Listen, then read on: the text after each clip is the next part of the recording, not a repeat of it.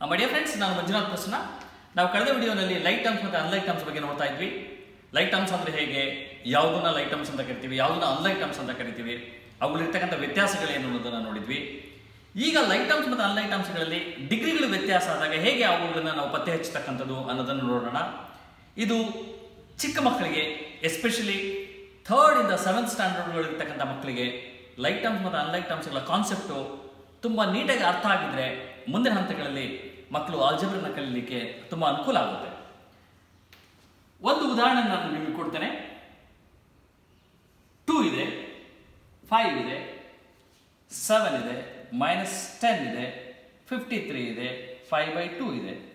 Some examples we have here. ಈ 2, 5, 7, -10, 53, 5/2 ಇಲ್ಲಿರ್ತಕ್ಕಂಥ ಈ ನಂಬರ್ಸ್ಗಳಿಗೆ ಫಿಕ್ಸ್ಡ್ ವ್ಯಾಲ್ಯೂಸ್ ಇದೆ. ಈ 2ಗೆ ಅದರ ಒಂದು ಫಿಕ್ಸ್ಡ್ ವ್ಯಾಲ್ಯೂ ಇದೆ. 2 is 2.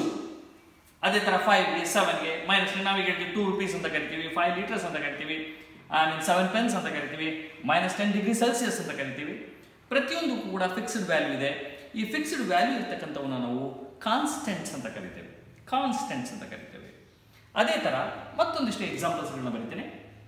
x ಇದೆ, 2x ಇದೆ, 5y² ಇದೆ, 5m³ ಇದೆ, 7n² ಇದೆ. ಇಲ್ಲಿ x, 2x, 5y², 5m³, 7n². ಇಲ್ಲೊಂದಿಷ್ಟು ಎಕ್ಸಾಂಪಲ್ಸ್ಗಳಿವೆ. ಈ x ನಾವು ವೇರಿಯಬಲ್ ಅಂತ ಕರಿತೀವಿ. ಅದೇ ಥರ 2x ನಾವು ವೇರಿಯಬಲ್ ಅಂತ ಕರಿತೀವಿ. ಇಲ್ಲಿರ್ತಕ್ಕಂಥ ಇವೆಲ್ಲವನ್ನು ಕೂಡ ನಾವು ವೇರಿಯಬಲ್ಸ್ ಅಂತ ಕರಿತೀವಿ. ಈ ಎಕ್ಸ್ಗೆ ಫಿಕ್ಸ್ಡ್ ವ್ಯಾಲ್ಯೂ ಇಲ್ಲ. ನಾವು ಯಾವ ವ್ಯಾಲ್ಯೂನ ಅಸೈನ್ ಮಾಡ್ತೀವಿ, ಅಸೈನ್ ಮಾಡಿದಂಥ ವ್ಯಾಲ್ಯೂಗೆ ತಕ್ಕಾಗಿ ಈ ಎಕ್ಸ್ನ ವ್ಯಾಲ್ಯೂ ವೇರಿ ಆಗುತ್ತೆ. ಅದೇ ಥರ 2x ಅಲ್ಲೂ ಕೂಡ ಎಕ್ಸ್ಗೆ ನಾವು ಯಾವ ವ್ಯಾಲ್ಯೂನ ಅಸೈನ್ ಮಾಡ್ತೀವಿ, ಆ ವ್ಯಾಲ್ಯೂ ಅಸೈನ್ ಮಾಡಿದಂಥ ವ್ಯಾಲ್ಯೂ ತಕ್ಕಾಗಿ ಈ 2xನ ವ್ಯಾಲ್ಯೂ ವೇರಿ ಆಗುತ್ತೆ. ಈ ಥರ ವೇರಿ ಆಗ್ತಕ್ಕಂಥವನ್ನ ನಾವು ವೇರಿಯಬಲ್ಸ್ ಅಂತ ಕರಿತೇವೆ. ಇಲ್ಲಿ ನೋಡ್ತಾ ಬನ್ನಿ, ಇಲ್ಲಿ x ಇದೆ. ಇಲ್ಲಿ ಎಕ್ಸ್ನ ಮೇಲೆ ಡಿಗ್ರಿ ಏನು ಇಲ್ಲ ಅಂದರೆ ನಾವು ತಿಳ್ಕೋಬೇಕು 1 ಇದೆ ಅಂತ. ಇಲ್ಲಿ 2x ಇದೆ, ಏನು ಇಲ್ಲ ಅಂದರೆ ಡಿಗ್ರಿ 1 ಇದೆ ಅಂತ. ಇದು ಇಲ್ಲಿ y ನ ಡಿಗ್ರಿ 2 ಇದೆ, m ನ ಡಿಗ್ರಿ 3 ಇದೆ, n ನ ಡಿಗ್ರಿ 2 ಇದೆ. ಈಗ ನಾನು ಇಲ್ಲಿ 2 ನ ಕಾನ್ಸ್ಟೆಂಟ್ ಅಂತ ಹೇಳಿದೆ, x ನ ವೇರಿಯಬಲ್ ಅಂತ ಹೇಳಿದೆ. ಈ 2x ನ ನಾವು ಈ 2 ಮತ್ತು x ನ ಒಟ್ಟಾಗಿ ವೇರಿಯಬಲ್ ಅಂತ ಕರಿತೀವಿ. ಇಲ್ಲಿ 2 ಕಾನ್ಸ್ಟೆಂಟ್, x ಇಸ್ ವೇರಿಯಬಲ್, ಇವೆರಡನ್ನೂ ಸೇರಿ ಒಟ್ಟಾಗಿ ವೇರಿಯಬಲ್ ಅಂತ ಕರಿತೀವಿ. 5 ಕಾನ್ಸ್ಟೆಂಟು, 5y² ವೇರಿಯಬಲ್, 5m³ ಒಟ್ಟಾಗಿ ವೇರಿಯಬಲ್. ಈಗ x² ಮತ್ತೆ 5x² ಇದೆ. ಇಲ್ಲೂ x ನ ಡಿಗ್ರಿ 2 ಇದೆ, ಇಲ್ಲೂ x ನ ಡಿಗ್ರಿ 2 ಇದೆ. ಇಲ್ಲಿ x² ಇದೆ ಅಂದರೆ ಇಲ್ಲಿ ಏನೂ ಇಲ್ಲ ಅಂದರೆ 1 ಇದೆ ಅಂತ.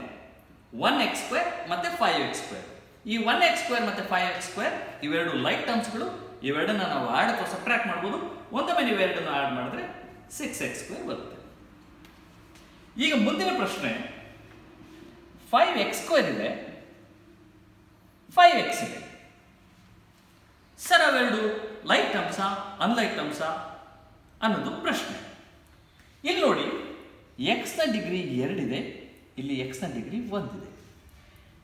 ಡಿಗ್ರಿಗಳು ವ್ಯತ್ಯಾಸ ಇದೆ.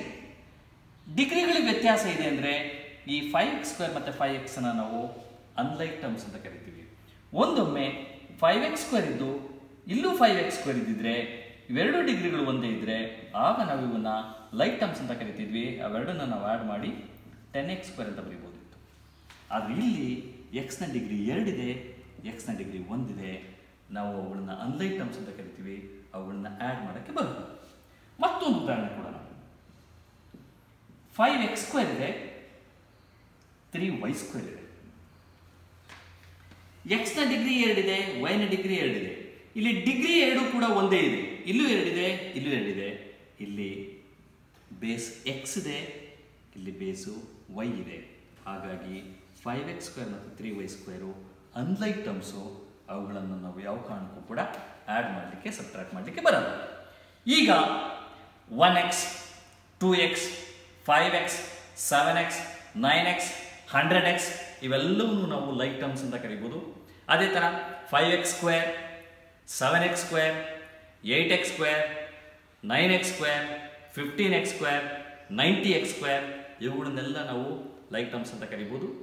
ಅದೇ ಥರ 5m³, 3m³, 2m³, 1n³, 10n³ ಅವುಗಳನ್ನೆಲ್ಲ ನಾವು ಲೈಕ್ ಟರ್ಮ್ಸ್ ಅಂತ ಕರಿಬೋದು. ಈಗ ಅದೇ ಥರ ನಾನು ಈಗ ಹೇಳಿದಾಗೆ 5m³ ಮತ್ತು 6n³ ನಾವು ಲೈಕ್ ಟರ್ಮ್ಸ್ ಅಂತ ಹೇಳಲ್ಲ. ಇಲ್ಲಿ m³ ಇದೆ, ಇಲ್ಲಿ n³ ಇದೆ, ಎರಡರಲ್ಲೂ ಡಿಗ್ರಿ 3 ಇದೆ. ಆದರೆ ಇಲ್ಲಿ m³ ಇದೆ, ಇಲ್ಲಿ n³ ಇದೆ. ಹಾಗಾಗಿ 5m³ ಮತ್ತು 3n³ ಅನ್ಲೈಕ್ ಟರ್ಮ್ಸ್. ಹಾಗಾದರೆ ಲೈಕ್ ಟರ್ಮ್ಸ್ಗಳು ಮತ್ತು ಅನ್ಲೈಕ್ ಟರ್ಮ್ಸ್ಗಳ ಕಾನ್ಸೆಪ್ಟ್ ನಮಗೆ ಅರ್ಥ ಆಗಿದೆ. ಎಕ್ಸಾಂಪಲ್ಗಳನ್ನ ಇಟ್ಕೊಂಡು ನಾವು ಲೈಕ್ ಟರ್ಮ್ಸ್ ಮತ್ತು ಅನ್ಲೈಕ್ ಟರ್ಮ್ಸ್ಗಳನ್ನ ಅರ್ಥ ಮಾಡ್ಕೋಬೇಕು. ಆಗ ಮಕ್ಕಳಿಗೂ ಕೂಡ ನಾವು ಅದೇ ಥರಕ್ಕೆ ಅರ್ಥ ಮಾಡಿಸಿದ್ರೆ ಲೈಕ್ ಟರ್ಮ್ಸ್ ಮತ್ತು ಅನ್ಲೈಕ್ ಟರ್ಮ್ಸ್ಗಳ ಕಾನ್ಸೆಪ್ಟು ಬೇಗ ಮಕ್ಕಳಿಗೆ ತಲೆಗೆ ಹೋಗುತ್ತೆ. ಈ ಲೈಕ್ ಟರ್ಮ್ಸ್ಗಳನ್ನ ಅಥವಾ ಲೈಕ್ ಟರ್ಮ್ಸ್ಗಳ ಅಡಿಷನ್ ಅಥವಾ ಸಬ್ಟ್ರಾಕ್ಷನ್ನ ನಾವು ಮಾಡಬೇಕಾದ್ರೆ ಸೈನ್ಗಳ ಕಾನ್ಸೆಪ್ಟ್ ಬಹಳ ಮುಖ್ಯವಾಗಿ ಬೇಕು. ಇದು ಬಹಳ ಮುಖ್ಯವಾಗಿರ್ತಕ್ಕಂಥದ್ದು. ಬಹಳಷ್ಟು ಮಕ್ಕಳಿಗೆ ಒಂದು ಕನ್ಫ್ಯೂಷನ್ಸ್ ಇದೆ, ಬಹಳಷ್ಟು ಮಕ್ಕಳಿಗೆ. ಈಗ ಫಾರ್ ಎಕ್ಸಾಂಪಲ್ -5x + 3x ಇದೆ, ಮತ್ತೊಂದು -5x - 3x, ಮತ್ತೊಂದು +5x + 3x, ಮತ್ತೊಂದು +5x - 3x. ಸಿ, ಇಲ್ಲಿ -5x ನಮಗೆಲ್ಲ ಗೊತ್ತಿದೆ. ಇದು -5x 3x ಲೈಕ್ ಟರ್ಮ್ಸ್, ಇಲ್ಲೂ ಲೈಕ್ ಟರ್ಮ್ಸ್ ಇದೆ, ಇಲ್ಲೂ ಲೈಕ್ ಟರ್ಮ್ಸ್ ಇದೆ, ಇಲ್ಲೂ ಲೈಕ್ ಟರ್ಮ್ಸ್ ಇದೆ. ಆ್ಯಡ್ ಅಥವಾ ಸಬ್ಟ್ರಾಕ್ಟ್ ಮಾಡ್ಬೋದು. ಹಾಗಾದರೆ ಯಾವಾಗ ಆ್ಯಡ್ ಮಾಡ್ಬೋದು, ಯಾವಾಗ ಸಬ್ಟ್ರಾಕ್ಟ್ ಮಾಡ್ಬೋದು? ಇಲ್ಲಿ ಮೈನಸ್ಸು ಪ್ಲಸ್ ಇದೆ, ಇಲ್ಲೂ ಮೈನಸ್ ಇದೆ, ಇಲ್ಲೂ ಪ್ಲಸ್ ಇದೆ, ಇಲ್ಲೂ ಪ್ಲಸ್ ಇದೆ. ಈ ಸೈನ್ಗಳು ವ್ಯತ್ಯಾಸ ಆದಾಗ ಸೈನ್ಗಳ ಕಾನ್ಸೆಪ್ಟ್ಗಳನ್ನು ಯಾವಾಗ ನಾವು ಆ್ಯಡ್ ಮಾಡ್ಬೋದು, ಯಾವಾಗ ಸಬ್ಟ್ರಾಕ್ಟ್ ಮಾಡ್ಬೋದು ಅನ್ನೋದನ್ನ ಸೈನ್ಸ್ಗಳ ಕಾನ್ಸೆಪ್ಟ್ಗಳನ್ನ ಮುಂದಿನ ವಿಡಿಯೋಗಳಲ್ಲಿ ನೋಡೋಣ. ಯಾಕೆಂದರೆ ಇದು ಭಾಳ ಮುಖ್ಯವಾಗಿರ್ತಕ್ಕಂಥದ್ದು. ಸೈನ್ಗಳ ಕಾನ್ಸೆಪ್ಟು ಮಕ್ಕಳಿಗೆ ತುಂಬ ನೀಟಾಗಿ ಅರ್ಥ ಆಗಿರಬೇಕು. ಮಕ್ಕಳಿಗೆ ಅರ್ಥ ಆಗಿದ್ರೆ ಖಂಡಿತವಾಗೂ ಕೂಡ ಆಲ್ಜಿಬ್ರಾ ಭಾಳ ಸುಲಭವಾಗಿ ಮಾಡ್ತಾರೆ. ಅದನ್ನು ಮುಂದಿನ ವಿಡಿಯೋದಲ್ಲಿ ನೋಡೋಣ. ದಯಮಾಡಿ ನಮ್ಮ ಚಾನಲ್ನ ಸಬ್ಸ್ಕ್ರೈಬ್ ಮಾಡಿ.